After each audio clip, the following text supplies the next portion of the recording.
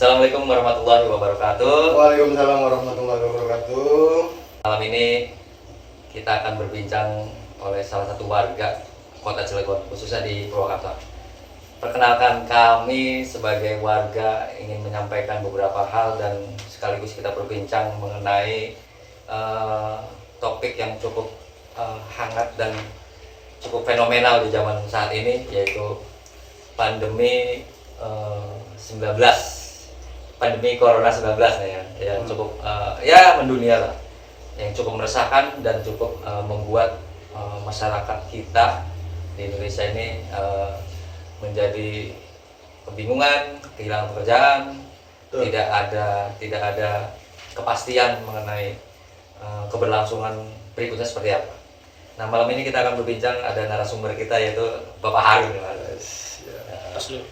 Jadi Kak Harun, kira-kira ada beberapa hal yang mau kita obrol itu Mas Harun tentang terjadinya pandemi di Kota Cilegon.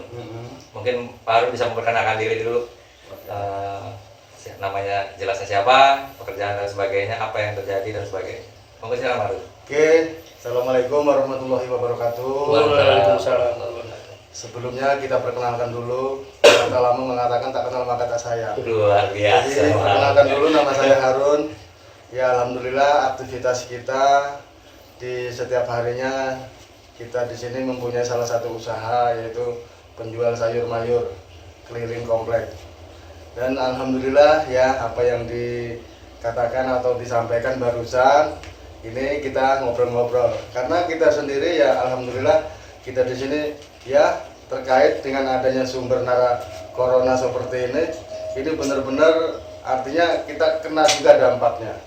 Setelah corona terjadi, akhirnya apa itu namanya yang setelah corona datang ini terus semua jalan-jalan ditutupin, itu tambah usaha kita ya tambah menjerat lah ya. Jadi salah satunya yaitu tadi kita sebagai penjual sayur yang tadinya mengharapkan dari ibu-ibu itu kan biasanya sebelum adanya corona ini Pak ya. Sebelum adanya corona itu alhamdulillah ibu-ibu yang antar sayur itu, yang antar sekolah itu semua pada pulang beli sayur. Nah sekarang kejadiannya alhamdulillah hampir mau 2 tahun alhamdulillah nggak ada yang namanya sekolah itu diaktifitasin lagi sampai hari ini. Cukup berdampak. Cukup berdampak sekali buat kita sebagai pengusaha kecil ya. Alhamdulillah kan kebutuhan di rumah itu terus mengalir. Jadi ya itu tadi terdampaknya sangat-sangat luar biasa. Justru itu kita mengimbau kepada pemerintah yang ada di Cilegon yang mudah-mudahan segera diatasi dengan adanya corona seperti kayak gini. Ya Pak Beno ya mudah-mudahan kita ya ngobrol-ngobrol kosong, artinya bukan ngobrol kosong, ini benar kita nyatakan kena juga dampaknya. Dengan adanya corona seperti ini, semua warga susah mau keluar. Apalagi sekarang ditutup jalannya. Ya kemungkinan itulah Bapak. Terkait dengan terjadinya pandemi seperti ini, kira-kira apa nih yang menjadi harapan oleh para pengusaha-pengusaha kecil ini agar corona ini atau pandemi atau PPKM yang terjadi saat ini cepat berlalu gitu. Harapannya seperti apa nih? Harapan kita yaitu tadi cepat berlalu lah, cepat diatasi. Ya karena kita ya itu tadi sih juga ya masukan kurang, karena sekarang ini kan apalagi pekerja-pekerja banyak sekali yang di PHK. Jadi ya itu tadi ya penghasilan kita nggak ada dan juga pembeli juga kurang ya dengan adanya itu tadi PHK terus dan menerus dari pabrik ke pabrik. Jadi ya otomatis yang biasanya belanjanya banyak sekarang diirit-irit kan seperti itu Pak. Jadi ya itu tidak menutup kemungkinan ya kita juga sebagai yang punya pengusaha kecil ya saya minta mudah-mudahan dengan adanya corona seperti ini mudah-mudahan cepat hilang. Amin. Dan juga cepat teratasi. Amin. Supaya kita ya biar merintis lagi. Seperti itu Pak tujuannya ya. Ya memang pandemi yang terjadi saat ini memang cukup luar biasa memberikan dampak terhadap semua lapisan masyarakat, bukan hanya pengusaha-pengusaha kecil, pengusaha besar pun sama, semuanya pasti terjadi yang namanya dampak. Ya memang kondisi saat ini memang pemerintah sedang gencar-gencarnya hampir di semua daerah bahkan sampai ke pelosok itu memang dianjurkan untuk vaksin. Pertama, sebagai informasi bahwa vaksin sendiri memang hingga saat ini juga tidak ada jaminan memang bahwa yang sudah divaksin tidak terkena dampak atau tertular. Tapi edukasi, pemberitahuan, informasi dan sebagainya, pemerintah sudah menyampaikan bahwa dengan adanya vaksin meminimalisir. Gimana tanggapan Harun? Harusnya seperti apa nih pemerintah menyediakan vaksin tadi? Apakah punya metode, cara dan yang lebih efektif gitu untuk segera semua masyarakat ikut vaksin tadi? Ya, kalau menurut saya, kalau memang benar adanya vaksin untuk pencegahan seperti ini, kalau bisa ya jangan sampai terbatasi. Kalau misalkan kita nih sebagai pengusaha kan jualan dari pagi selesai siang, alhamdulillah. Nah, kita yang tadinya nggak mau vaksin, setelah di situ buka sampai sore, ya insya Allah sih kita juga kepengen. Cuma tadi Pak Beno ngomong tadi itu kan kadang terbatas, kan seperti itu kan kebanyakan orang pada pulang lagi kan. Jadi otomatis kita sudah persiapkan, ternyata di sana itu waktunya terbatas, cuman beberapa orang aja. Nah, kalau misalkan caranya seperti itu, kita kan secara otomatis, ya kan itu kan kita tambah rugi besar, ya. Kita tambah rugi besar sebagai pedagang yang seharusnya kita dapat, ya kan, 50.000 atau 100.000 lah ini kita sudah diliburkan, jualannya tujuannya mau vaksin. Setelah nyampe sana nggak jadi vaksin. Terus bagaimana kalau seperti kayak gitu? Kan kita tambah rugi. Kalau memang benar ini vaksin itu untuk pencegahan, untuk yang terbaik, cobalah pemerintah tuh dibuka lebar-lebar supaya semuanya kebagian semua. Itu Pak. Berarti jumlah vaksin yang harus disediakan harus lebih banyak. Lebih banyak lagi. Terus bisa terus juga. Jangan sampai terbatas kan gitu. Supaya orang yang mau vaksin tujuan sampai puskesmas atau sampai tempat itu bisa langsung vaksin. Seperti itu Pak. Oke, itu mungkin saran dan masukan kepada pemerintah agar secepatnya vaksin ini segera disediakan sebanyak mungkin supaya masyarakat cepat mendapatkan vaksin. Kita kembali ke topik awal mengenai dampak dari pandemi ini terhadap para pedagang kecil. Nah, ada beberapa hal yang perlu kita semua mengetahui. Bagaimana sih supaya pedagang-pedagang kecil ini tetap bertahan dalam kondisi saat seperti ini? Apa nih masukan, mungkin saran kepada teman-teman para pedagang dan sebagainya? Seperti apa nih kira-kira supaya dia tetap supaya bertahan dalam usahanya, terus para pembeli juga tetap ada dan sebagainya? Nah, itu kira-kira apa nih motivasi untuk teman-teman para pedagang? Ya, untuk teman-teman ya yang satu level sama kita, ya pedagang-pedagang kecil, ya tidak mengurangi itu tadilah yang namanya kita untuk berdoa, bagaimana caranya kita untuk ya supaya wabah ini biar cepat selesai dan juga kita di sini bisa aktivitas kembali dan juga dagangan kecil tambah lancar kan seperti, dan juga himbauan untuk para pelanggan juga yang mudah-mudahan kalau misalkan nanti masih ya berkunjung kepada kita ya alhamdulillah seperti itu Pak. Ya justru karena itu dengan adanya kita seperti ini ya kita nggak lepas dari berdoa sama Sang Kuasa, meminta ya supaya cepat diselesaikan. Itu aja sih. Terus mengenai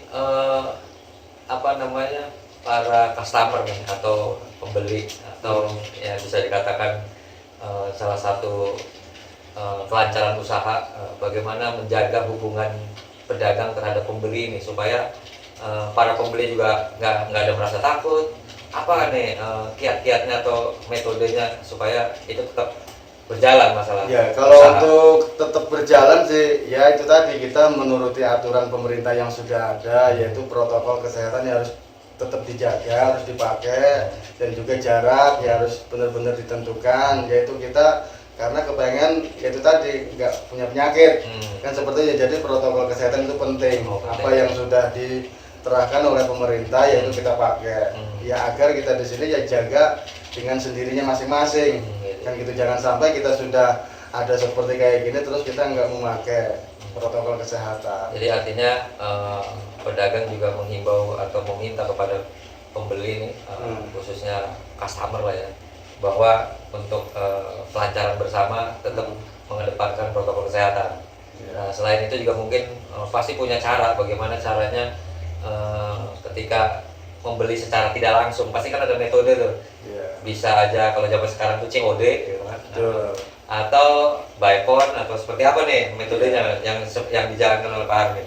Ya alhamdulillah sih kalau untuk saat ini jualan kita kan dari mulai pagi tuh jam setengah 6. Jadi memang ya HP itu online terus. Wih. Ya dari Online, jam ya. sekian tuh ya pokoknya nggak matian lah kan Iya. gitu, karena kita juga tahu lagi musim corona seperti kayak gini. Kalau misalkan kita nggak ngandelin salah satu media handphone seperti ini, sekarang kan udah pada canggih. Jadi modelnya ya itu COD bisa, Iya. pakai WhatsApp juga bisa, yaitu secara otomatis kita pakai pesan dulu malam atau pagi, yaitu tadi nanti bisa diantar. Terus luar Nah biasa. itu kan nanti kan kita kan untuk pengamanan juga lebih bagus juga, Iya, menjaga kesehatan dan juga itu tadi jaga jaraknya juga alhamdulillah. Jadi Dan tidak kontak langsung ya? enggak, jadi alhamdulillahnya lagi ya sekarang ini kan ya itu tadi karena kita saking kepengen sehatnya nggak usah bayar melalui duit, jadi langsung transfer Wah, aja. luar biasa, berarti semua apa namanya media itu dimanfaatkan dalam Ya. kondisi seperti ini ya. Harus Pak, Iya, karena kita di sini ya itu tadi untuk tetap menjaga kesehatan Oh, iya. dan juga protokol kesehatan yang pemerintah sudah ada kan ya kita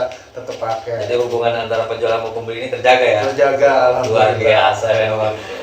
Jadi kita ingin menyampaikan ucapan terima kasih nih Mas Harun bahwa obrolan singkat ini kita ingin ada beberapa pesan yang bisa diterima atau diserap oleh berbagai macam lapisan masyarakat mengenai bagaimana sih kita kiat-kiat berusaha, berdagang dan sebagainya.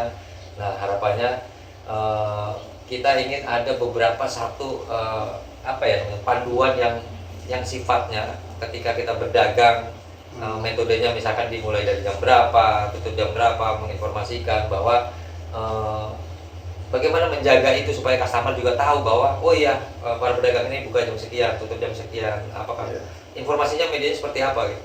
Ya kalau saya pribadi Pak Beno itu untuk informasi kepada pelanggan-pelanggan kita dan juga kita di sini tidak tinggal diam ya, kadang pakai juga status. Dan juga di sini kita juga pasti ya sebagian sudah banyak yang tahu dan itu ya bahwasanya kita di sini buka dari jam setengah 6 itu kita sudah di pangkalan ya.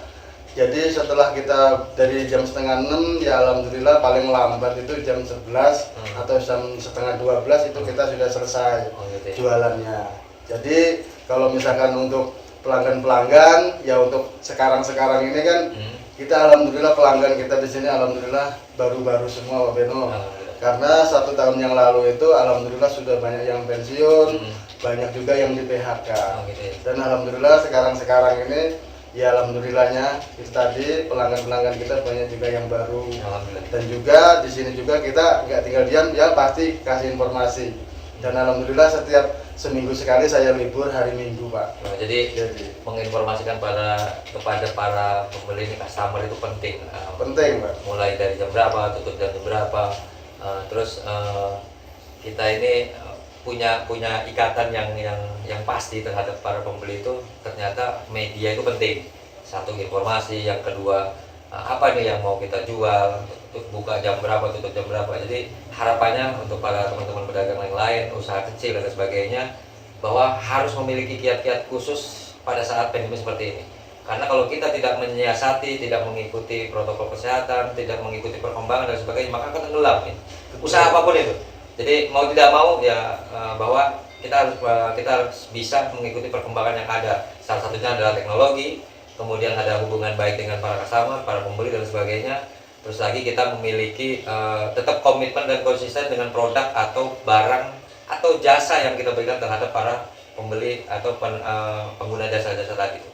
Nah mungkin malam ini tidak banyak Mas Harun yang kita obrolin, mungkin di lain waktu kita akan sambung lagi tentang bagaimana sih supaya kita tetap bertahan dalam kondisi saat ini dengan kondisi yang mungkin serba tidak ada kepastian, dan juga kita akan membedah beberapa topik-topik yang mungkin penting untuk masyarakat supaya masyarakat tetap bisa menjalani kehidupan dan bisa mungkin berhadapan-hadapan langsung dengan coronanya, dengan virusnya tanpa menjadi virus yang mematikan. Mungkin bisa jadi ke depan itu kita akan jauh lebih baik.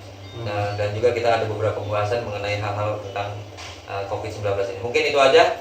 podcast perdana kita, obrolan yang mungkin ada sebagian orang yang sudah tahu dan dianggap tidak penting, tapi kita baru mencoba. Malam ini adalah podcast pertama kita, dan saya berharap teman-teman juga bisa nanti lain waktu atau siapapun yang ingin ngobrol-ngobrol santai atau menginformasikan apapun tentang situasi kondisi, tentang lingkungan dan sebagainya, atau mau berbagi informasi, kita welcome. Nanti kapan aja bisa menghubungi kami. Ini adalah langkah satu pasti untuk memberikan sarana, informasi, edukasi dan lain sebagainya. Harapannya seperti itu. Podcast ini bukan cuma berhenti di sini, baru ada lagi nanti yang tentang lingkungan, tentang situasi kondisi dan lain sebagainya. Mungkin itu aja yang bisa saya sampaikan. Terima kasih banyak, Pak Harun. Oke, sama-sama Pak Beno. Kita juga terima kasih ya kita bisa berbincang-bincang mengenai masalah corona ini, karena ya itu tadi ya kita ngalami. Iya benar ya, ngalami ya. Betul. Ya mungkin itu aja yang bisa kami sampaikan. Lain waktu dan kesempatan yang berbeda kita akan lebih memaksimalkan, lebih berkualitas obrolannya, lebih berbobot, dan mudah-mudahan bisa diterima oleh semua lapisan masyarakat. Mungkin itu aja. Terima kasih. Wassalamualaikum warahmatullahi wabarakatuh.